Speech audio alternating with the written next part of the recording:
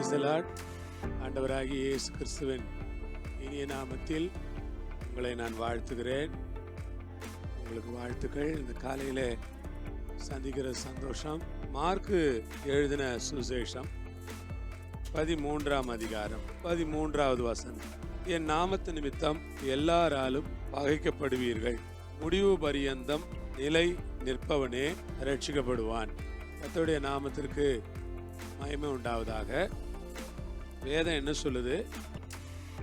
முடிவு பரியந்தம் என்று ஒரு வார்த்தையை சொல்லுகிறது.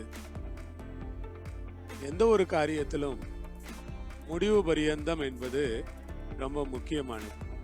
நீங்க எந்த ஒன்று செஞ்சாலும் அது தொடக்கத்தில் ரொம்ப ஆர்வமாக செய்யலாம். ஆனால் முடிவு பரியந்தம் ஆர்வம் குறையாம, ஆர்வம் குன்றாம, அதே உற்சாகத்தோடு, அதே பலத்தோடு, அதே சந்தோஷத்தோடு செய்வது என்பது சுலபமானதல்ல. முடிவு பரியந்தம் கிறிஸ்தவ வாழ்க்கையில் கூட ஆரம்பத்தில் நாம் நம்முடைய ஓட்டத்தை சந்தோஷமாக தொடங்கினோம், நல்லதுதான். ஆண்டவர் சொன்னார், விசுவாசத்தை துவக்குகிறவரும் முடிக்கிறவருமாய் இருக்கிற இயேசு கிறிஸ்துவை நோக்கி நமக்கு நியமித்திருக்கிற ஓட்டத்தில் பொறுமையோடு ஓடக்கடவோம். அன்பான கர்த்தருடைய பிள்ளைகளே, பைபிள் ரொம்ப அழகாக சொல்லுகிறது, முடிவு பரியந்தம். ஓட்டத்தை தொடங்கினவரும் முடிக்கிறவரும். அப்படின்னா முடிவு தொடங்கி அதை முடிக்கிற வரைக்கும் பொறுமையா ஓடுங்க, முடிக்கிற வரைக்கும் உற்சாகமா ஓடுங்க, முடிக்கிற வரைக்கும் ஆர்வமா ஓடுங்க, முடிக்கிற வரைக்கும் ஜெபத்தோட ஓடுங்க, முடிக்கிற வரைக்கும் பரிசுத்தமா ஓடுங்க, முடிக்கிற வரைக்கும் உண்மையா ஓடுங்க. முடிவு பரியந்தம் நிலை நிற்பவனே. நிலை நிற்கிறது. ஏன் சொன்னார்? என்னில் நிலைத்திருங்கள். என்னில் நிலைத்திருக்கிற கொடி எதுவோ அது அதிக கனிகளை கொடுக்கும்படி பிதா அதை சுத்தம் பண்ணுகிறார் என்று இயேசு சொன்னார். அப்போ நிலைச்சிருக்கிற ஒரு வாழ்க்கை, நிலைச்சிருக்கிற ஒரு ஜீவியம், கிறிஸ்துவில் நிலைச்சிருக்கிறது, விசுவாசத்தில் நிலைச்சிருக்கிறது, அன்புல நிலைச்சிருக்கிறது, சபையில நிலைச்சிருக்கிறது, கர்த்தருடைய காரியங்கள்ல நிலைச்சிருக்கிறது. நிலைச்சிருக்கிறதுங்கிறது சுலபமானது இல்லை. முடிவு பரியந்த நிலைச்சிருக்கணும்.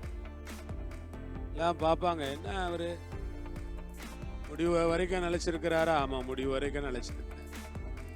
ரொம்ப நல்லா நிலைச்சிருக்கிறாரா? ஆமா, ரொம்ப நல்லா நிலைச்சிருக்கிறார். உண்மையா நிலைச்சிருக்கிறாரா? ஆமா, உண்மையா நிலைச்சிருக்கிறார். கர்த்தருக்கு ஸ்தோத்திரம். அப்படி நிலைச்சிருக்கிற ஒரு பிளஸ்ஸிங் இருக்கு பாருங்க. முடிவு பரியந்த நிலை நிற்பவனே ரட்சிக்கப்படுவான். அவனுக்கு தான் கடைசியான ரட்சிப்பு. இது இறுதி ரட்சிப்பை பற்றி பேசுகிறது. இது ஒரு மனுஷன் பாவத்திலிருந்து ரட்சிக்கப்படுகிற ரட்சிப்பை பற்றி பேசல. ஒரு மனிதன் சிற்றின்பங்களிலிருந்து ரட்சிக்கப்படுகிற ரட்சிப்பை பற்றி பேசல. ஒரு மனிதனுடைய சரீர மீட்பாகிய ரட்சிப்பை குறித்தும், இறுதி நாள்ல இயேசுவின் வருகை நாள்ல நமக்கு கிடைக்க போகிற மீட்பை குறித்தும் இது பேசுகிறது. இந்த இடத்துல ஆண்டவர் அதுதான் பேசுறார். அதனால அந்த கடைசி காலம் வரைக்கும் நம்ம நிலைச்சிருந்து சாட்சியா இருந்து ஆண்டவருக்குள்ள வாழ்ற அந்த தெய்வீக வாழ்க்கையை வாழ்வதற்கு ஆண்டவர் கிருபையும் சக்தியும் பலனும் தரணும்னு ஆண்டவர்கிட்ட நம்ம ஜெபம் பண்ணணும். கடைசி வரைக்கும் வருகை மட்டும் நிலைச்சிருக்க உதவி செய்யுங்கப்பா. ஜெபம் பண்ணலாமா? நல்ல தகப்பனே, அருமையான ஆண்டவரே, இயேசு கிறிஸ்துவின் நாமத்துல, இயேசு கிறிஸ்துவின் மூலமா உம்முடைய நல்ல வல்ல கரங்கள்ல எங்களை ஒப்பு கொடுத்து நாங்கள் ஜெபிக்கிறோம். தேவரீர் எங்களோடு இருந்து எங்களை மட்டும் நடத்தினீர். இன்னும் நடத்தி ஆசீர்வதித்து உம்முடைய நாமத்தை மகிமைப்படுத்திக் கொள்ளும். எல்லாவற்றையும் உம்முடைய கிருபை நிறைந்த பொற்கரங்களில் ஒப்பு கொடுக்கிறோம். இயேசுவின் நாமத்தில் வேண்டிக் கொள்கிறோம் பிதாவே. ஆமேன், ஆமேன். கர்த்தர் உங்களோடு இருப்பார், உங்களை ஆசீர்வதிப்பார். எல்லா மகிமையும் அவர் ஒருவருக்கே. ஆமேன்.